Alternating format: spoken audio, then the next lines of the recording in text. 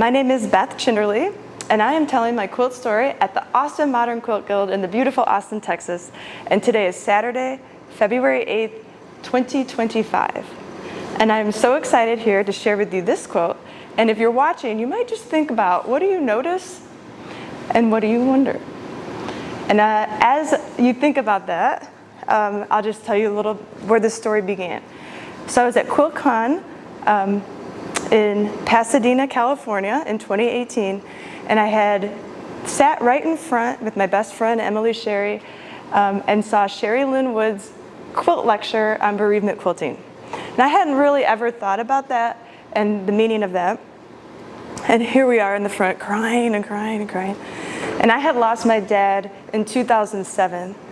And I thought, I don't have anything left. I mean, who knows where any of his shirts or his clothing is, but what, man, I missed that opportunity. I wasn't a quilter at the time. I didn't even sew when he passed away. So it was like, all right, that ship has sailed. I went home. My mom, she lives in the Chicagoland area, and she said, Beth, I have something to tell you. Do you want Dad's hat collection? And I said, Mom, I was just gonna ask you, not for that, but do you have anything of Dad's left? And so if you were wondering what these were, these are hats. And in honor of my dad, I titled it, Because I Love Idioms. If you know me, I have a journal of them. Hats off to you, Dad. And this whole quilt has a story of many pieces and parts. I guess I can fast forward. I lost my brother in 2022. The day after he passed away, I said I have to hang this somewhere in the world. So I hung it at the AAQG Fest in 2022. And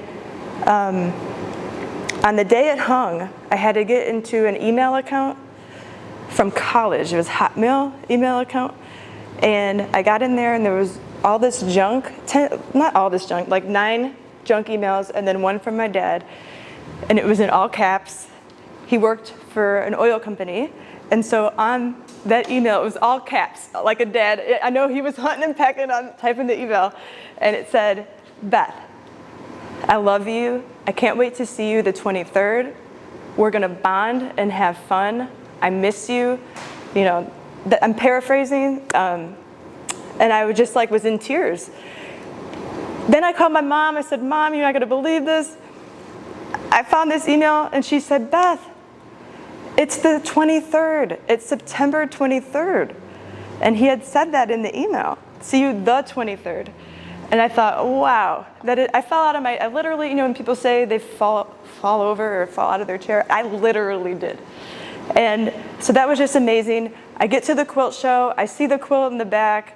I was trying to find it. All these people were around it. And that day was so beautiful because I just stood in front of the quilt all day. People loved it. They wanted to hear about it. And it was a way for me to grieve with all these people who had so many stories of love and loss and something we deal with, right? I'm still dealing with it. And then, so here's the hat quilt. Oh, that Sunday, it won Viewer's Choice Award. And that Sunday was National Daughters Day. And that was just like, are you kidding? Thanks, Dad. And then, so this is a label of labels from the hats. All of the front is hats. Even the sides, they're made from the inner bands. And I have one hat that didn't make it in. He had over 100 hats. There's 80 here, arranged in a timeline of his life. Lots of special moments, but it's very dirty. I could smell him at the time, which is something that's very special to me now. That's another story. But I even hand quilted it with some of the trucker hats, had like threads on the top. And so I pulled those apart, got my dad's pliers out, the biggest needle I can find in the house, and hand quilted it. I later found his old coveralls, and look, they're quilted. The insides were quilted, so that was perfect. An old t-shirt from a family vacation in the 90s. So this quilt, like I said, I did not sew. My dad worked with his hands. And so I feel like this honors him in a way because If he were alive, he would have given me his hat collection and said, I know you can do it, Beth. If there's a will, there's a way. And so I hope this inspires others or empowers others to find whatever way that is to honor your loved ones, because I think that's how we all can learn from each other in this crazy world.